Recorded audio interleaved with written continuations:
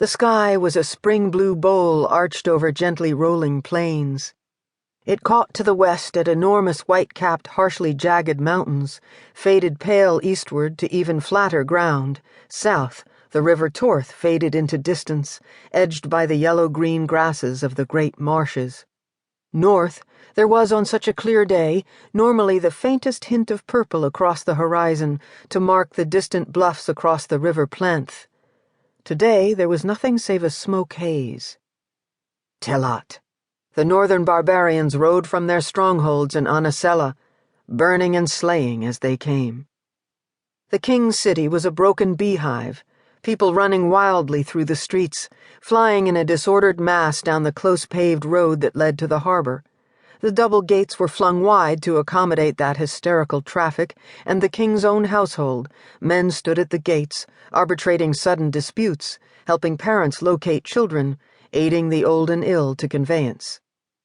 The lone horseman lay across his mount's neck, hands wrapped around her, caught at each other by the wrists. His eyes were pain-narrowed, exhausted slits. The horse limped. They went unnoticed at first in the crush and panic, but then his ancient charge and her meager bundle of possessions safely loaded onto a cart bound for the harbor.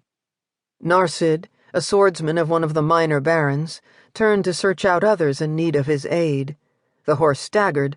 Narsid called for aid and sprinted across the crowded gateway. "There, man, we've got you. You're safe." What in Kudera? His thought mocked. A hasty glance back out the gates and northward assured him the line of burnings had come no closer. A swollen hand, the nails black with half-dried blood, waved feebly. The rider coughed. "I am Gors. Corlinson. I message for the king." Gors, the swordsman whispered to himself. Hard to tell, under all that dirt, the blood-stiffened hair. But he spoke truly. It was Lord Corey's son. But by all the mothers at once, here? He glanced up as a shadow crossed them. His baron and his captain stood there. "Lord Gron, it's Lord Corwin's son. He's hurt. Can see that, boy. Get him a healer. He has messages for the king, sir." "Messages?" The wounded boy was reviving a little. The captain knelt with water, then caught at his waist to help him up. Narsid ran ahead with word as Gron came to the other side. Brant's grand reception was light, but cold. No fires had been lit. The hall was filled nearly to capacity, crowded with nearby Lords Holder and their armsmen, a few of the household women and servants who had not yet been put aboard ships and sent down river, and half the king's council. The elders were already gone. Telat. The name was in every thought, if not upon every tongue. The Telat rode south, vanquishing Nedao a horse-length at a time. This was no simple spring raid, such as had plagued the farmers and herders near the Plenth, such as that which had netted the barbarians the whole province of Anasella. But there was another name on the tongues of those in the reception at the moment. Ylia. Brant had just, again, publicly named his daughter and only child his heir, and extracted heir's oath from them all.